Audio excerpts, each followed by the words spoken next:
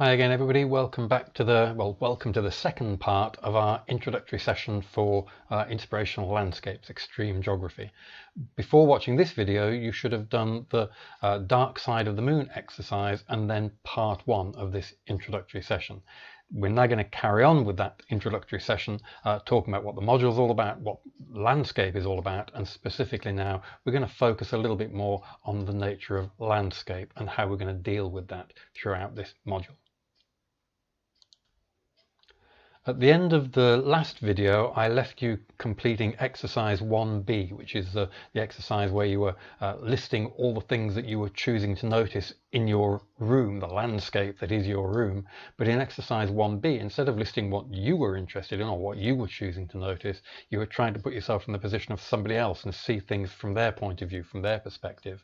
And just for the purposes of that exercise, you were trying to list what you thought I would notice or what I would put on my list if I were looking around your room. I'm not going to follow through that in detail in this session, but if you are interested to read up how your idea of what I might have noticed in your room compares with what I think I might have noticed in your room, then I put a couple of links here on this slide, and if you're doing this as a Keel module, then I'll put the links on the KLE as well to a couple of blog entries that I've written previously about this exercise and about what I would see when I looked around the room compared with what maybe you saw when you looked around the room. So you might want to follow that up before you move on with the rest of this lecture, or come back and do that later on through the resources on the KLE. But let's think a little bit about what we mean by landscape. And I wonder, first of all, were you comfortable with the idea that I'm treating your room as a landscape? And I'm saying list what you see in your room, talk about what's in your room, in the same way as D.W. Meinig took people to a view over a landscape and asked them what they saw in their landscape. Can you do that with a room? Is a room a landscape? Well, let's just have a think about what we're comfortable calling landscape or not landscape. And this is something else that you might want to put some posts up on the discussion board, and we'll pick up in our live session as to where the boundaries are for the purposes of this module, as to when we're talking about inspirational landscapes, well, what is a landscape? What counts as a landscape? So just think and jot down in your notebook and stick up on the discussion board. Are you happy with the idea of calling your room a landscape? And what about this painting, the famous painting by John Constable? We'll come back and say more about Constable later in the module. But this famous painting, The Hay Wain by John Constable, are you happy calling that a landscape? Just jot down yeses and nos for each of these as we move through the next few slides. Typically people are very happy calling Constable paintings landscapes. What about this painting by Jackson Pollock? It's called Enchanted Forest.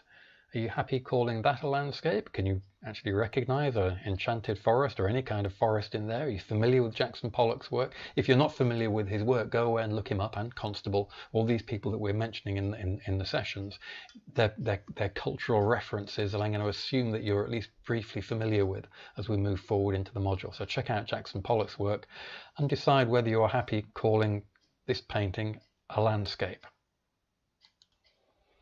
Here's another one. This is a photograph. If you can have paintings of landscapes and treat them like landscapes, well then surely photographs work as well. I'm not sure what you think. A lot of students typically like this one better than they like the Jackson Pollock because they can see what we've got. We've got a tree on some rocks with some mountains in the background. Ansel Adams, another famous name in landscape, and he's a famous landscape photographer. Again, if you're not familiar with him, go away and look him up and decide whether you're happy calling this a landscape. What about this one? This is slightly different. This isn't a representation of a real landscape, if you like. He hasn't gone out into the real world and painted and photographed it. This is a created landscape by the landscape gardener, Capability Brown. Again, somebody you should have heard of. Go away and look him up if you haven't.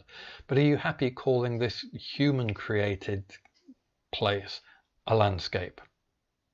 I seem to be incorporating a lot of things under this broad heading of landscape. Are you happy with that? And what about this one? A crowded urban scene full of people. So do those people make up a landscape, or do we have to take the people away and say, oh no, once we've got rid of the people, then we're left with a landscape? And this kind of comes back to the question we raised last time when you were listing the things that were in the landscape of your room, whether you included yourself or not. Are you part of the landscape, or are you separate from the landscape, looking at it and observing it as an outsider, as an other thing? Well, likewise in this landscape, are those people part of it? Are they the landscape, or are they separate from it and the landscape is kind of obscured behind them and they're observing the landscape rather than being a part of it?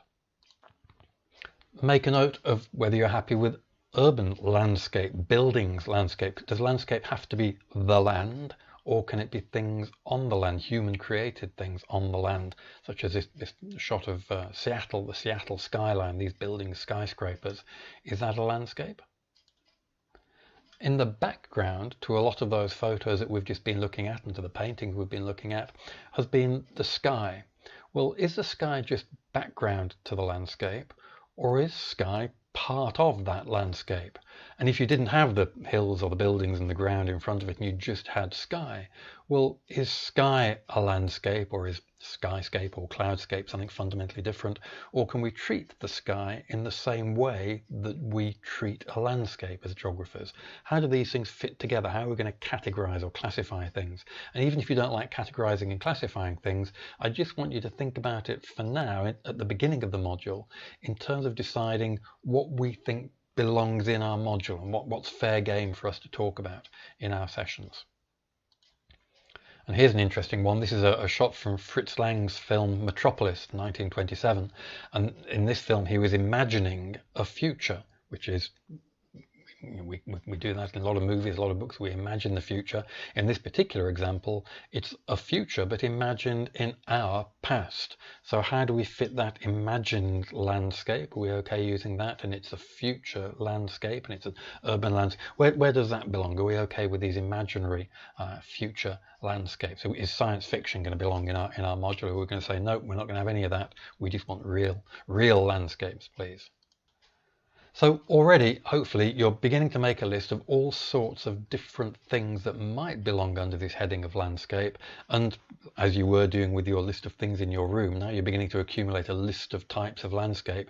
Try organizing them somehow. So we've got some columns for different origins of landscape and how the landscapes are represented and how we encounter those landscapes. Do we hear them? Do we touch them? Do we feel them? Are they seen, or do we read them?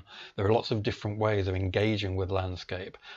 The different landscapes, do we engage with different landscapes in different ways?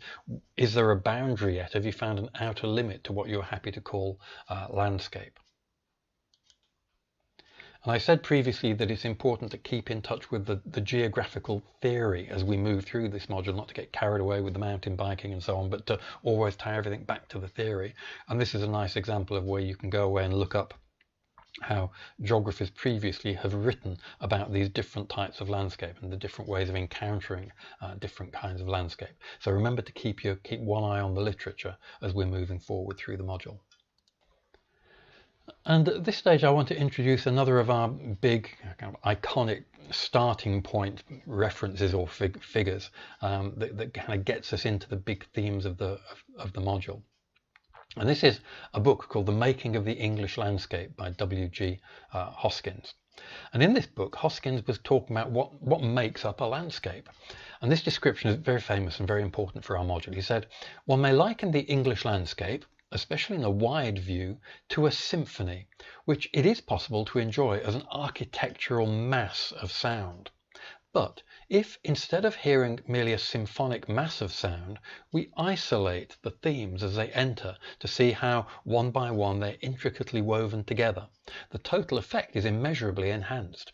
So it is with landscapes of the historic depth and physical variety that England shows almost everywhere. So he's saying, well, you can see the thing as a whole, as a lump, as a landscape, as a symphony, everything drawn together and presented as a unit, or you can pull all the separate parts out and identify them separately and see where they come in and how they interact and how they're woven together. And in doing so, you see more. So different ways of looking at landscape show you the landscape in different ways. And he adds, poets make the best topographers. So he's bringing in all sorts of metaphors or analogies here, that the landscape is like a symphony, but it's a poet who is going to make the best person to deal with landscape, the best topographer. Well, let's take those in turn. Let's think about the symphony first of all. I'd like to introduce you to a new character in our story. This is Gustav Mahler. We'll come back to him, listening to his music from time to time through the module. And the reason we're going to do that is because it ties in really well with what Hoskins just said. Hoskins said that we can look at the landscape like a symphony, and Mahler turned it around and said it the other way around. He's talking about how he makes his symphonic music, and Mahler said the symphony should be like the world. It must embrace everything. So he's trying to tie lots of things into his symphonies. Now you might at this point want to take a break and go and follow that link onto YouTube of some Mahler symphonies, and I'm going to put that link onto the KLE. So for the Kiel students, you can take a break now and go and look at that link. But think about that idea of a symphony, a piece of music, somehow incorporating everything into it, and go and look at that link of part of a Mahler symphony that I've put up for you on the KLE, and that you can see the link to there if you don't have access to the KLE. Now, Hoskins also said that poets make the best topographers. So let's introduce a poet into the mix. We're introducing all sorts of different characters into our geography.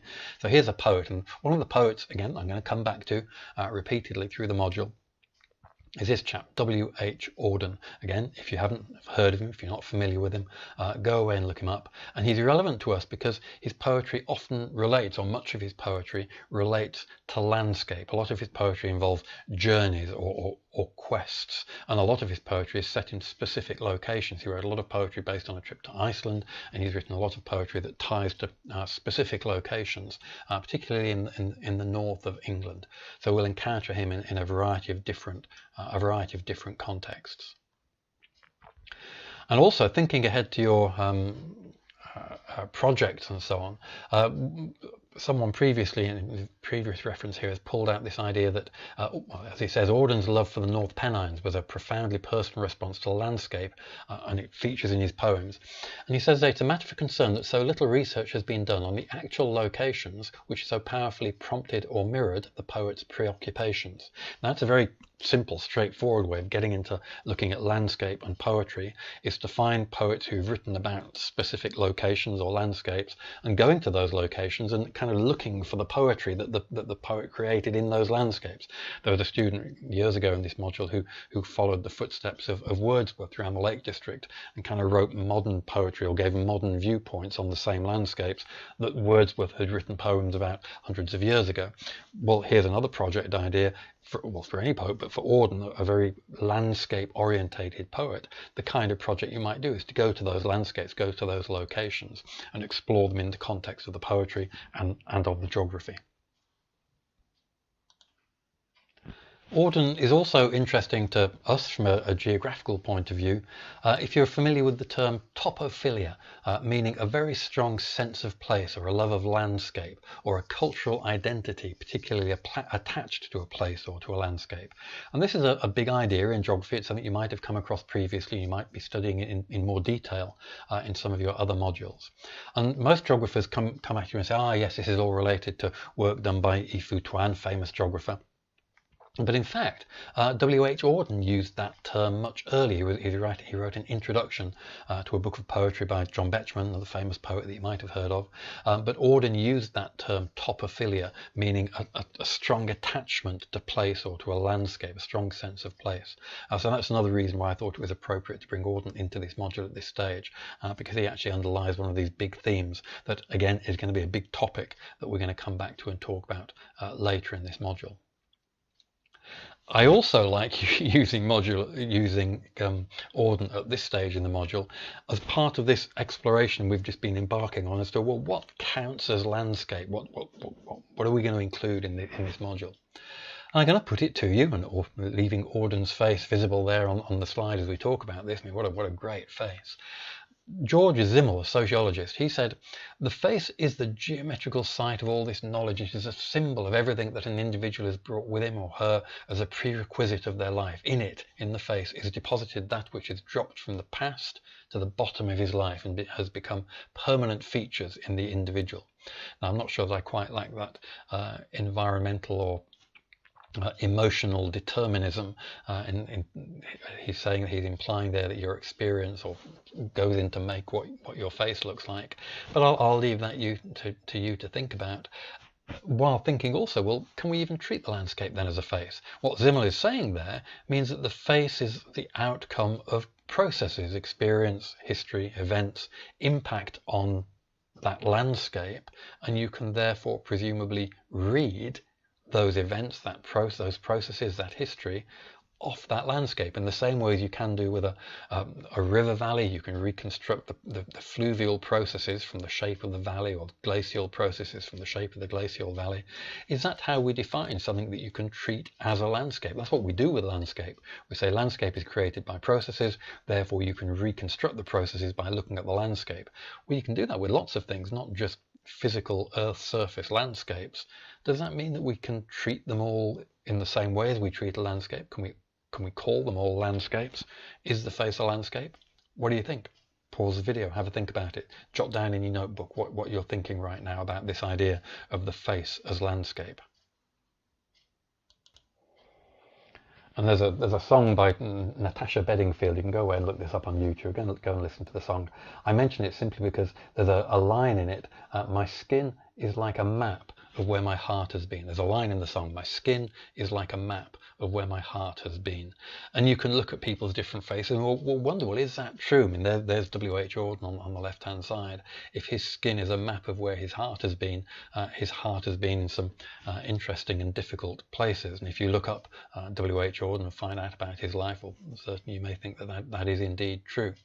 If your skin is like a map of where your heart has been, then I'm not quite sure what Natasha Bedingfield's skin in that photograph is telling her about her life experience at that point. And that obviously cast doubt to some extent on the veracity of of that song line and maybe of Zimmel's approach. But again, at this stage, I'm leaving it to you to think about whether you agree with that kind of thinking. But in particular now, think about the face as a landscape. And certainly in lots of media, movies for example, the actors that they use as characters in certain films, their faces reflect the environment, the landscape. John Wayne, a famous actor who was famously in a lot of Hollywood westerns, he has a face which film directors and critics have said mirrors the landscape. Philip French, in a famous book about westerns there, talks about the burning sand, the oppressive sky, the fractured, enigmatic shards of civilization that litter the desolate terrain. The landscape is very closely connected with the storylines, and the characters and their faces are very strongly connected with the landscapes. The characters are part of the landscape. And again, go back now to thinking about, well, what makes the landscape? Are the people in it, or are the people separate from it but observing it? And in lots of films, well, we'll come and look at this in much more detail later in the module when we look at some westerns as case studies of the ways in which people have treated characters within landscapes. There's a famous set of westerns, spaghetti westerns they're sometimes called, directed by a film director called Sergio Leone. And one of his famous films is called Once Upon a Time in the West, and it's a case study that we're going to look at later in the module. And when asked why he cast this actor Charles Bronson, who you're seeing in the photograph there, why he cast him in the role of harmonica in this film Once Upon a Time in the West, he referred to his face as being a sort of granite block marked by life. And he clearly wasn't a geologist, because having said it was a granite block, he then went on and said it's a face made of marble.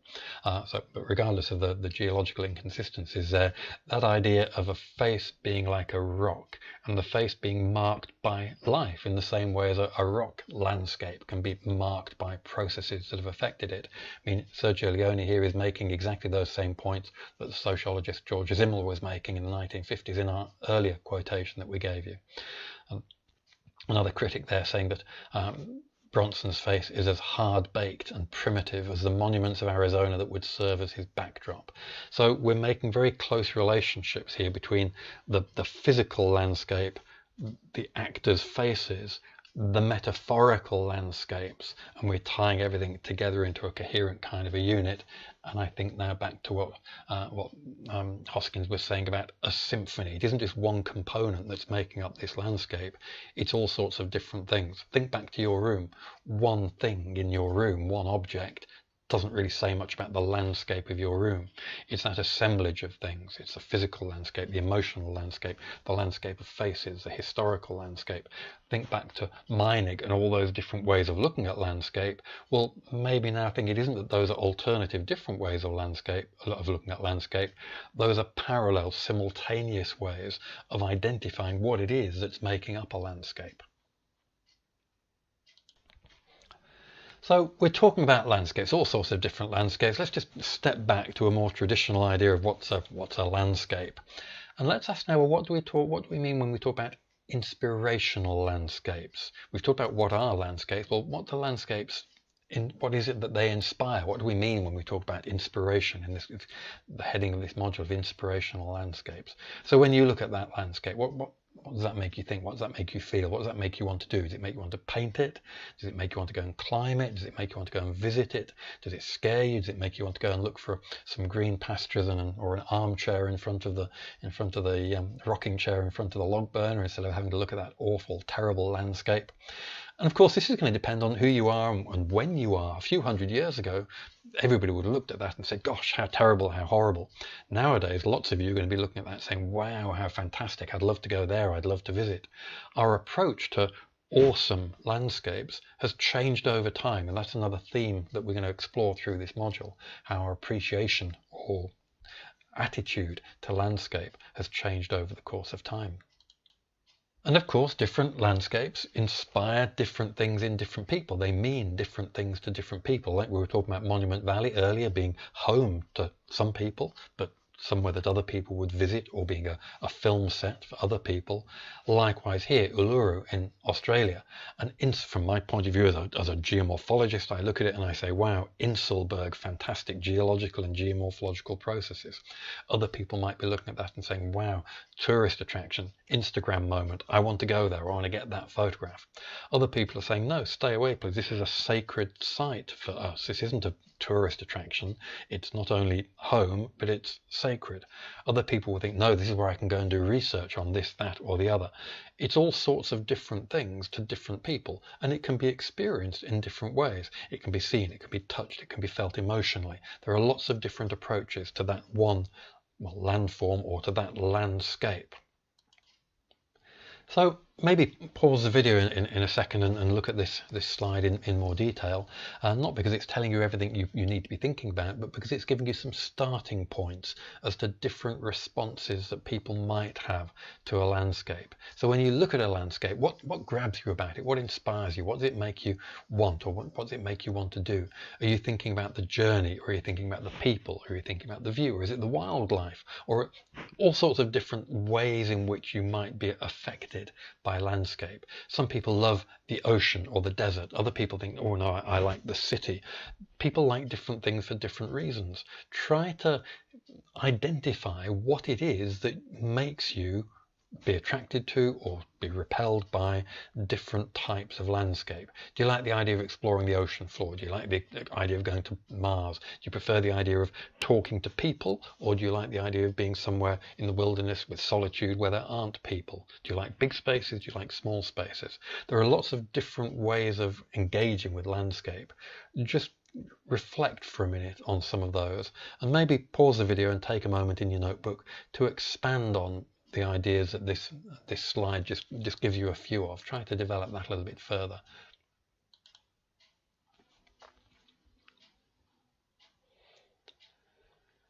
And this is something you can think about in your own context, the context of your own experience of landscape, or you can look at other people and think about how they've engaged with landscape.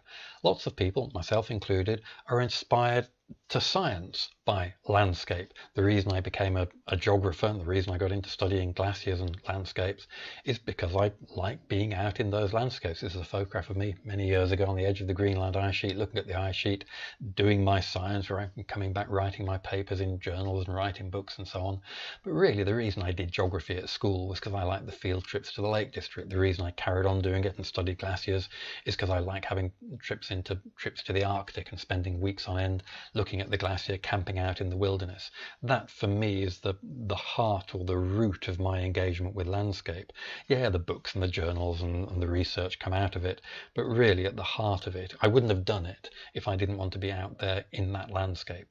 Other people will have thought, well, I don't want to be in a glacier landscape, I want to be on a tropical coastline, or I want to be in a coffee shop in a big city, and that will have driven the kind of research that they're doing. But as Gaudi says there in the quotation on the slide, for a lot of people, getting into geomorphology, the study of landscapes, is an interest in those visually appealing landscapes. There are things about landscapes that people enjoy, and that's a way into the science. But it's also a way into lots of other things. So, for example, you by all means pause the video to look at these slides in more detail, because I'm not going to dwell on them in massive detail. So pause them to read through them. But for example, musicians, composers, musical composers have been inspired by landscape. We're going to talk about Edward Elgar again later in this module, and try and find some of Elgar's music and read about Elgar. And there's a description here talking about how his music reflects the landscape of the Malvern Hills. He's famous for writing music based on his landscape and reflecting that landscape of the Malverns. And maybe go away, I'll try and put a link onto the KLE, but if not, just go away and find Elgar's Cello Concerto No. 1 and listen to the beginning of that, and think about this, or read through this quotation while listening to Elgar's Cello Concerto, and see if you can make the link between Elgar's music and this description of the landscape. So not only musical composers, but writers also. Again, pause the video and have a read through this slide, and try to identify authors of your own, people, writers that you're familiar with, or writers that you like, that have written about specific landscapes. These might be real landscapes, or of course they can be imaginary landscapes. Think of people like Tolkien, for example, and their imaginary fantasy landscapes. Well, that's landscape, and it's inspiring writers to do their work. And there are lots and lots of different examples of types of creative work inspired by landscape. This is a couple of illustrations from an exhibition by quilt artists who were inspired by landscape. Again, there's a project idea for you. You could make a quilt as part of your Inspirational Landscapes project. And for people around the world, their national art is inspired by their national landscapes. Likewise, for lots of indigenous people, their art reflects the nature of the landscape in which it's being created. And we're going to have a case study later on in the module, looking at aspects of the North American landscape in cinema, in art, and in economic history, and trying to tie those together. So you might be familiar with artists such as Charles Russell and Frederick Remington, who made art during the kind of colonial period, if you like, North America in the 1800s, painting their experience of the North American landscape. And that quotation on the slide kind of illustrates that idea that the nature of the land is fundamental to the nature of the art. Our art, he says, is possessed by the spaciousness and emptiness of the land itself. No American painter can ignore it. So there are characteristics of the landscape that are driving the characteristics of the national art, according to that quotation. Now, obviously, that's a statement from a very particular perspective, both on the idea of nation, the idea of whose land it is, and on the idea of what constitutes a national art. But we'll come back later in the module and reconsider some of these issues of who landscapes belong to, and how ideas of that are changing in a post-colonial or decolonizing world. So we're drawing towards the end of this first chapter of Inspirational Landscapes. Let's just try and bring together some of the key points so far. And I want to do that through another quotation from an old geography textbook. Austin Miller said, "The landscape has been compared to a symphony." Well, you're familiar with that because we've just talked about Hoskins and his book on the making of the English landscape, where he did exactly that. But Miller says the landscape has been compared to a symphony whose various elements, subtly interwoven, combine to assault the senses with the pleasure of fine sound. If this is so, then a map is to the landscape as the printed score is to the symphony. To enjoy the interplay of harmonies and rhythm, most of us must hear the symphony played by a full orchestra. To appreciate the blending of its elements, we must go out and view the landscape. So again, they're just bringing together a few of the points that we've talked about. The idea that there are separate components, that we can bring them together into a whole, or we can enjoy them and identify them separately. There are different ways of looking at a landscape, and there are lots of different components to the landscape. So where does that leave us at the end of this introductory chapter? Well, I guess the first thing is you've had a chance now to get a feel for what this module's all about. It's not too late to change path if you're not thinking this module is for you. So I guess the first thing to do at this stage, decide if you really want to do this module. I hope you will. I hope you do. But I appreciate that not everybody enjoys this kind of approach to the discipline. Secondly, get onto the KLE discussion group. And onto Facebook as well if you want to join that Facebook group, but certainly get onto the discussion group and post up either a picture or a link or a description of something that you consider to be your inspirational landscape. So just let everybody know. Just go on there and say, well, for me it's this. Do you like the Arctic? Do you like the Severn Valley? Do you like the Isles of Scilly? Are you a mountains person? Are you an oceans person? Get it out there saying what kinds of landscapes are you an urban person? What kind of landscape do you consider inspirational?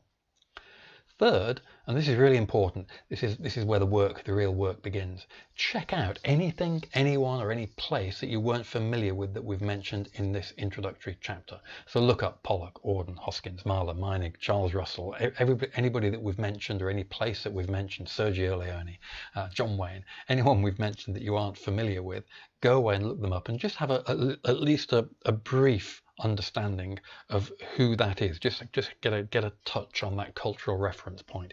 You've never heard of Proust before, you don't have to read the whole of Proust, certainly not by next week, but it would be useful if you just remembered who Proust was and why he's famous, and then when we come back to him later in the module, he'll ring a bell.